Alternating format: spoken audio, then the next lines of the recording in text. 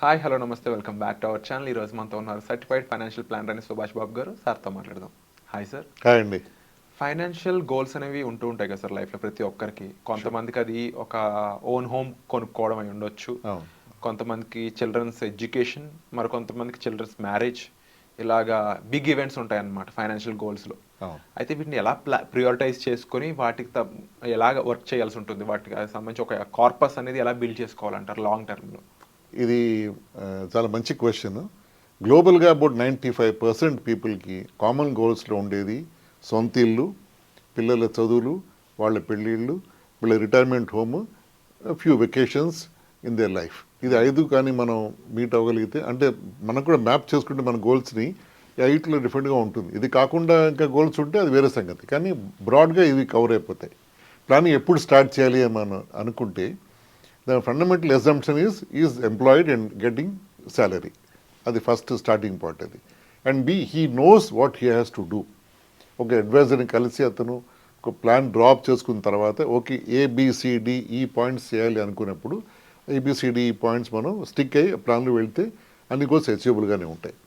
ఎందుకంటే plan draw చేసినప్పుడు అసలు ఎంత జీతం వస్తుంది, ఎంత ఇన్వెస్ట్ చేయగలం, ఎంత ఎప్పుడు ర్యాంపప్ చేయాలి, ఎంత ఎక్స్పెక్ట్ చేయాలి, అలా మనం ప్లాన్ లెక్క వేసి మనం హ్యాండ్ హోల్డ్ చేయడం జరుగుతుంది.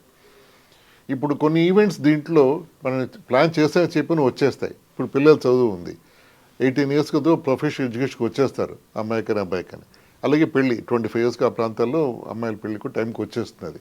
సో అప్పుడు మనం ఎలాగ ప్లాన్ చేయాలి దానికి. సో ప్రయారిటీగా చూసుకుంటే అది ఎలాగ చేయాలి అంటే, ఇప్పుడు ఈ రోజుల్లో పెళ్ళి ఎంత ఖర్చు అవుతుంది, ఇన్ఫ్లేషన్ లెక్క వేస్తే ఎంత అవుతుంది, 25 ఏళ్ళు వచ్చేప్పటికి అమ్మాయికి ఎంత అవుతుంది, దానికి ఇప్పుడు నుంచి సేవ్ చేసి ఎంత చేయాలి అని క్యాలిక్యులేషన్ టెక్నిక్స్ ఉన్నాయి. దానికి క్యాలిక్యులేటర్స్ వాడి అరే అవ్వచ్చు దానికి. సో దానికి ఎస్ఐ విడిగా పెట్టాలి. అంటే అమ్మాయి చదువుకి, అమ్మాయి పెళ్ళికి, అబ్బాయి చదువుకి, అబ్బాయి పెళ్ళికి, ఇవన్నీ 4 పారామీటర్స్ కానీ మనం సెట్ ఆఫ్ పక్కన పెట్టిన తర్వాత ఇంటికి వద్దాం. హోమ్ దగ్గరికి వచ్చేప్పటికి ఈ రోజుల్లో ఒక థాట్ ప్రాసెస్ ఎలా వస్తుంది అంటే, ఈఎంఐ కంటే రెంటే బెటర్ ఒక డిస్కషన్ అందమెంట్స్ నడుస్తుంది. To a certain extent I also agree there. ఎందుకంటే ఒక చిన్న ఏజ్లో 30-35 ఏళ్ళు వాళ్ళు ఒక 50,000 60,000 ఈఎంఐ కమిట్ అయిపోయి, వాళ్ళు వచ్చే జీతంలో దాన్ని కమిట్ అయిపోయి మిగతా అమౌంట్లో వాళ్ళు దాన్ని ఏమంటారు సర్వైవ్ అవ్వడం కంటే, ఒక రెంట్ కట్టుకుని మిగతా పార్ట్ రెంట్ 50,000 రెంట్ కట్టగలరు. ఇప్పుడు 20-25 మంచి ఇళ్ళు వచ్చేస్తున్నాయి. ఆ మిగతా 30,000 రూపాయలు ఇన్వెస్ట్ చేసే ఎస్ఐపిల్లో వాళ్ళు బై టైం 45 or 50 ఆ కార్పస్ జనరేట్ అవుతుంది. అప్పటికి మేజర్ రెస్పాన్స్ తీరిపోతుంది వాళ్ళకి పిల్లల పట్ల. అది అప్పుడు they can go for house they want. ఇది కొంచెం మోర్ ప్రాక్టికల్ ఇంటెలిజెంట్గా అనిపిస్తుంది ఈ అప్రోచ్ కూడాను. So this one good way of approaching.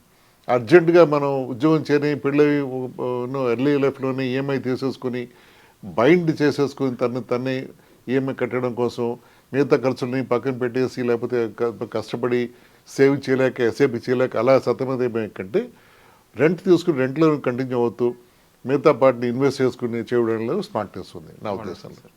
And ముఖ్యంగా ఫైనాన్షియల్ గోల్స్ మీట్ అయ్యే టైంలో కన్సిస్టెన్సీ చాలా ఇంపార్టెంట్. అబ్సల్యూట్లీ. అంటే ఈ ఫండ్స్ని డిస్టర్బ్ చేయకుండా ఉండడానికి ఇంకొక extra fund emergency side build చేసుకోవడం అనేది ఎంత ఇంపార్టెంట్ అంటారు?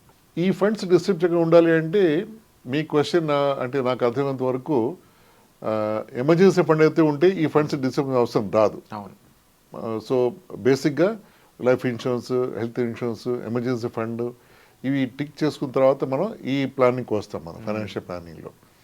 సో ఎమర్జెన్సీ ఫండ్ కూడా అది ఆ హర్డిల్ దాటి మనం ఈ ఫండ్ దాకా వచ్చే అవసరం మామూలు రాకూడదు ఒక ఫ్యామిలీ లైఫ్లో ఉన్నప్పుడు.